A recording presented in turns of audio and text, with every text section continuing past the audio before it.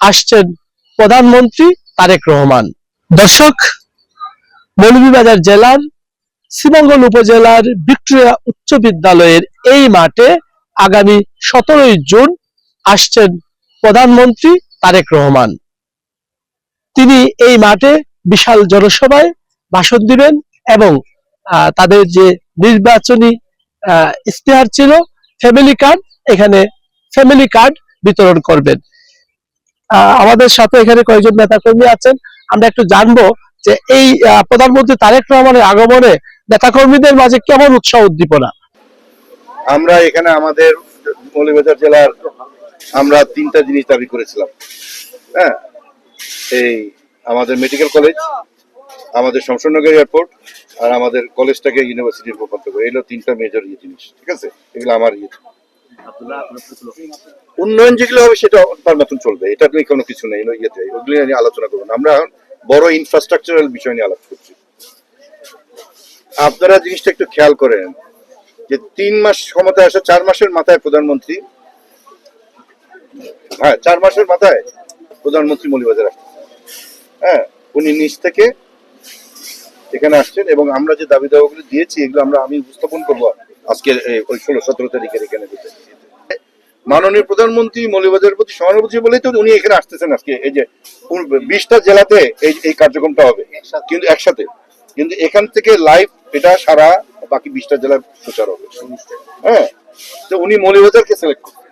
আমাদের যারা দর্শক যারা আসবেন, যারা মিটিং এ উপস্থিত হবেন, সবাই যাতে সুন্দরভাবে প্রধানমন্ত্রীর বক্তব্য যাতে সবাই শুনতে পারেন, সেই জন্য আমরা সর্বাত্মক চেষ্টা করব।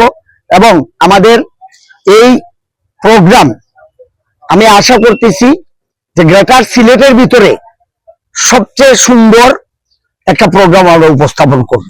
কারণ আমার এখানে যেহেতু বিভিন্ন জাতিগোষ্ঠীর বসবাস, শ্রীমঙ্গল একটি ঐতিহ্যবাহী জায়গা এবং পর্যটন এরিয়া, সেখানে আমাদের উপস্থাপনাটা সেই রকম হবে।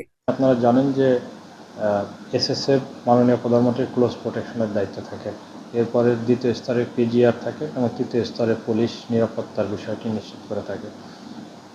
এখানে আমরা এরপরেও বিজিবিকে আহ্বান করেছি, বিজিবি থাকবে, উপস্থিত থাকবে তৃতীয় স্তরে আমাদের সাথে, একই সাথে তারাও নিরাপত্তার বিষয়টি দেখবে। আর আপাতত প্রধানমন্ত্রীর আগমন উপলক্ষে মৌলভীবাজারের গোয়েন্দা তথ্য অনুযায়ী কোনো রকম থ্রেট পরিলক্ষিত হয়নি এখন পর্যন্ত।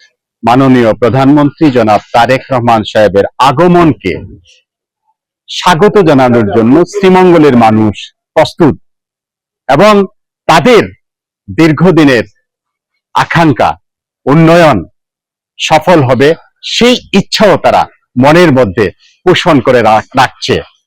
যেহেতু আমাদের শ্রীমঙ্গল ছায়ার রাজধানী, একটা পর্যটন নগরী, আমরা আমাদের মাননীয় প্রধানমন্ত্রী মহোদয় জনাব তারেক রহমান মহোদয়ের কাছে আমাদের একটাই দাবি, আমাদের এই শ্রীমঙ্গল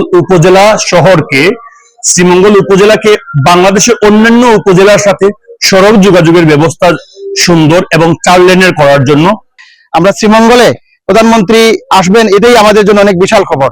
জনাব তারেক রহমান সাহেব শ্রীমঙ্গলে আসতেছেন, মির্জাপুর ইউনিয়নের 1 নং ওয়ার্ডের যারা ফ্যামিলি কার্ড পাচ্ছেন তাদেরকে ফ্যামিলি কার্ড বিতরণের জন্য।